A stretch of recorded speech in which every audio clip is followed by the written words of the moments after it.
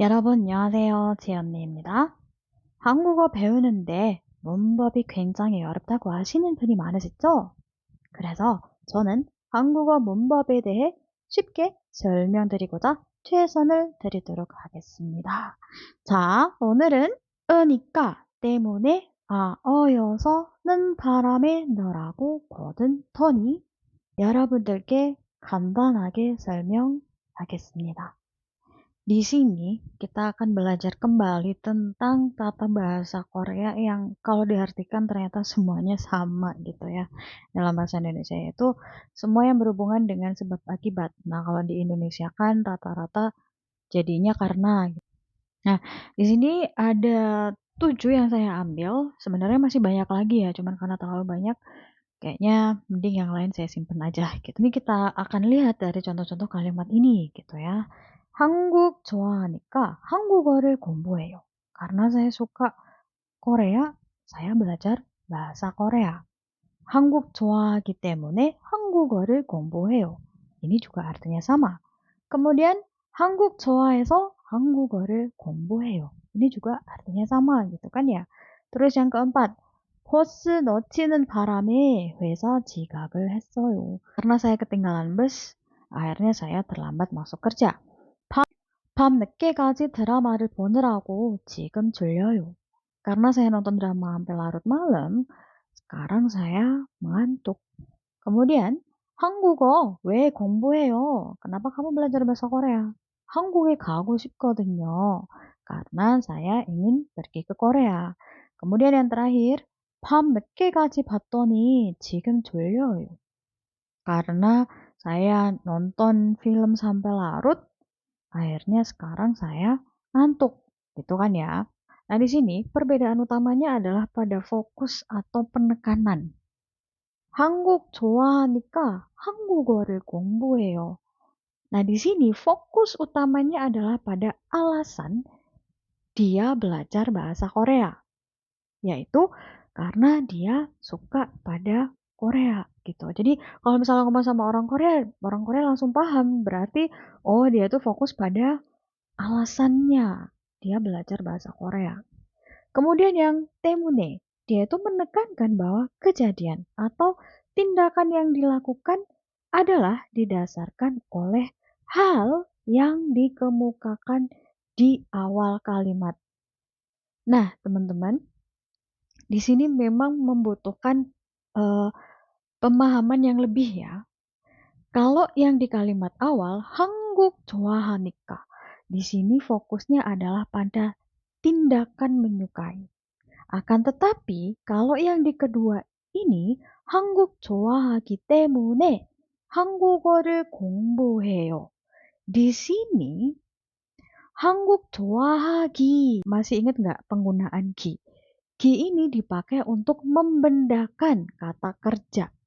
Berarti di sini fokusnya bukan pada tindakannya, tetapi pada perasaan suka terhadap Korea. Jadi, didasarkan perasaan suka terhadap Korea, saya belajar bahasa Korea. Jadi, nah, kalau misalnya teman-teman paham tentang kata benda, kata kerja, kata sifat, nah teman-teman pasti ngerti maksud saya. Jadi di sini, kenapa saya bilang hal? Karena hal ini fokusnya adalah pada kata benda.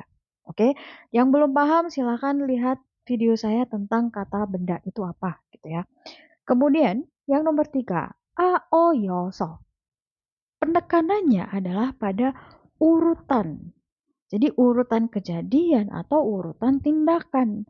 Jadi kalau misalnya kita bilang 한국 좋아해서 한국어를 공부해요. Jadi dia itu fokusnya adalah pada urutan hal yang dia lakukan. Yang pertama, dia suka Korea. Dan hal selanjutnya yang dia lakukan adalah dia belajar bahasa Korea. Kemudian yang nomor 4, 는 바람에. 는 바람에 ini fokusnya adalah pada akibat negatif yang dikarenakan oleh kejadian yang tidak diduga. Ingat, ini adalah kejadian ya, bukan hal yang dilakukan oleh seseorang secara sengaja, tapi kejadian yang nggak diduga-duga. Maka di sini saya ambil contoh, 보스 놓치는 바람에 회사 지각을 했어요. Ada kejadian nih, kejadiannya adalah saya ketinggalan bus. Di mana ketinggalan bus ini saya nggak menduga-duga akan terjadi. Sehingga akibat negatif yang terjadi adalah 회사 지각을 했어요. Saya terlambat masuk kerja. Oke? Nah, selanjutnya untuk neragu. Jadi 바람에 dan neragu ini sebenarnya sama-sama berakibat negatif. Akan tetapi fokusnya yang berbeda. Fokus dari penyebab dari hal yang negatif tersebut. Jadi kalau neragu ini fokusnya adalah akibat yang negatif karena tindakan yang dilakukan secara sengaja.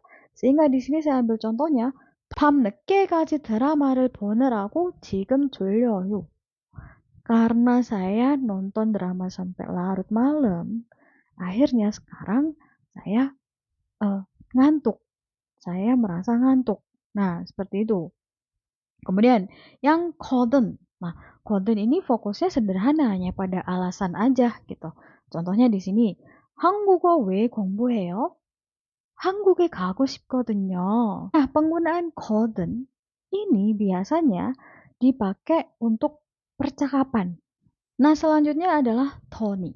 Tony di sini fungsinya adalah untuk menceritakan hal yang kita alami atau mungkin hal yang kita dengar atau kita lihat kepada orang lain. Jadi kita tuh isinya di sini adalah cerita gitu. Nah, di sini kita juga bisa ngomongin tentang diri kita sendiri, pengalaman kita, atau mungkin kita menceritakan hal yang kita dengar dari orang lain atau yang kita lihat dari orang lain gitu. Nah, di sini saya ambil contoh adalah pengalaman pribadi. 밤 늦게까지 드라마를 봤더니 지금 졸려요. Karena saya nonton drama sampai larut malam, akhirnya saya mengantuk. Nah, teman-teman coba perhatikan di sini nomor 5 dan 7. Saya menggunakan contoh kalimat yang sama hanya dengan tata bahasa yang berbeda.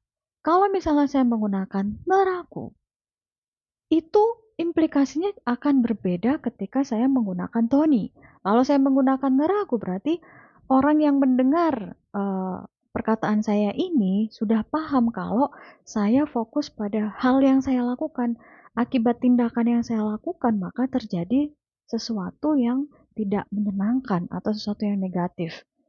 Dalam hal ini ya, akibat tindakan saya nonton drama sampai larut malam, akhirnya sekarang saya ngantuk gitu kan. Tapi kalau misalnya dengan menggunakan Tony, si pendengar ini juga akan paham kalau saya hanya fokus untuk menceritakan hal yang telah saya alami, yaitu pengalaman saya ngantuk yang diakibatkan oleh menonton drama sampai larut malam. Jadi seperti itu ya. Meskipun memang di dalam bahasa Indonesia ujung-ujungnya semuanya itu diterjemahkan sama gitu kan ya, kurang lebih sama. Tapi disinilah fungsinya teman-teman benar-benar memahami fungsi dan definisi dari setiap tata bahasa supaya ke depan kalau misalnya ada di soal-soal ujian EPS ataupun ketika teman-teman ingin belajar untuk berbicara tidak lagi merasa kesulitan dan bisa menggunakan tata bahasa tersebut dengan tepat sesuai dengan pesan yang kita ingin sampaikan ke pendengar kita. Jadi seperti itu ya.